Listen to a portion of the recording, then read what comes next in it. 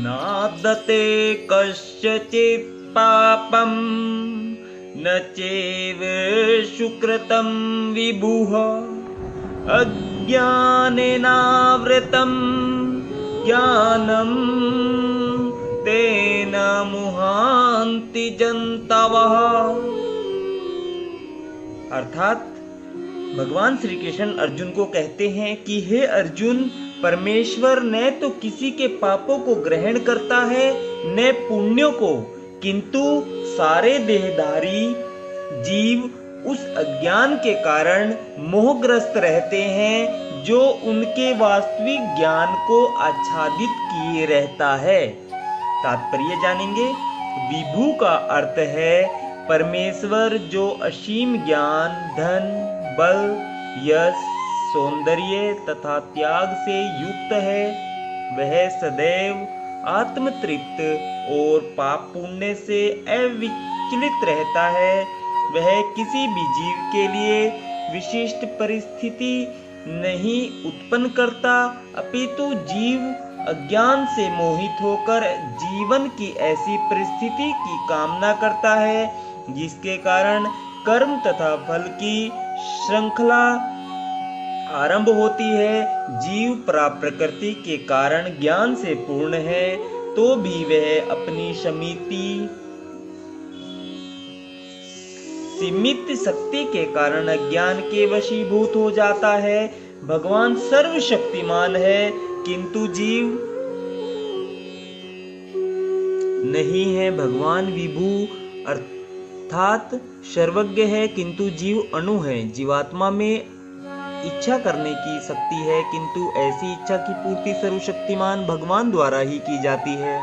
अतः जब जीव अपनी इच्छाओं से मोहग्रस्त हो जाता है तो भगवान उसे अपनी इच्छा पूर्ति करने देते हैं, किंतु किसी परिस्थिति विशेष में इच्छित कर्मों तथा फलों के लिए उत्तरदायी नहीं होते। अतएव मोहग्रस्त होने से देहधारी जीव अपने को परिस्थिति जन्य शरीर मान लेता है और जीवन के क्षणिक दुख तथा सुख को भोगता है। भगवान परमात्मा रूप में जीव का चिरसंगी रहते हैं। फलतः वे प्रत्येक जीव की इच्छाओं को उसी तरह समझते हैं जिस तरह फूल के निकट रहने वाला फूल की सुगंध को इच्छा जीव को बद्ध करने के लिए सूक्ष्म बंधन है। भगवान मनुष्य की योग्यता के अनुसार उसकी इच्छा को पूरा करते हैं। आपन सोची होत नहीं, प्रभु सोची तत्काल। अतः व्यक्ति अपनी इच्छाओं को पूरा करने में सर्वशक्तिमान नहीं होता, किंतु भगवान इच्छाओं की पूर्ति कर सकते हैं। वे निष्पक्ष होने के कारण स्वतंत्र अणुजीवों की इच्छाओं में वे व्यवधान नहीं डालते, किंतु जब कोई कृष्ण की इच्छा करता है तो भगवान उसकी विशेष चिंता करते हैं और उसे इस प्रकार प्रोत्साहित करते हैं कि भगवान को प्राप्त करने की उसकी इच्छा पूरी हो और वह सदैव सुखी रहे। अतएव वैदिक मंत्र पुकार कर कहते हैं, ऐसे ओ हो साधु कर्म कार्यतीतं यमेभ्यो लोकभ्य उन्ननिष्यते एवा साधु कर्म कार्यति यमधो निनिष्यते। भगवान जीव को शुभ कर्मों में इसलिए प्रवृत्त करते हैं जैसे वह ऊपर उठे। भगवान उसे अशुभ कर्मों में इसलिए प्रवृत्त करते हैं जिससे वह नरक जाए। कौशिक की उपनिषद 3.8 यज्ञो जंतुर्निशो अयमात्मनः सुखद दुःख्यो ईश्वर प्रेरितो गच्छेत स्वर्गम वास्वभ्रमेव च।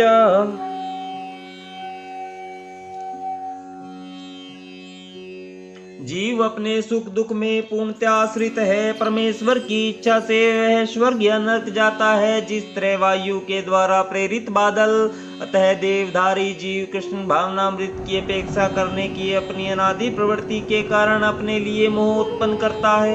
फल स्वरूप स्वभावतः सच्चिदानंद स्वरूप होते हुए भी वह अपने अस्तित्व की लघु के कारण भगवान के प्रति सेवा करने की अपनी स्वाभाविक स्थिति को भूल जाता है और इस तरह वह अविद्या द्वारा बंदी बना लिया जाता है। ज्ञानवश जीव यह कहता है कि उसके बहुबंधन के लिए भगवान उत्तरदायी है। इसकी पुष्टि वेदांत सूत्र भी करते हैं।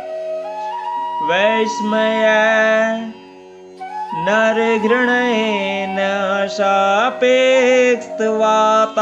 तथा ही दृश्यते। भगवान ने तो किसी के प्रति घृणा करते हैं, न किसी को चाहते हैं, यद्यपि ऊपर से ऐसा प्रतीत होता है। राधे राधे, जय श्री कृष्णा। आज हमने श्रीमद् भागवत गीता के अध्याय 5 के श्लोक नंबर 15 का आनंद लिया है। कल हम 16वें श्लोक का आनंद लेंगे। राधे राधे, जय श्री कृष्णा।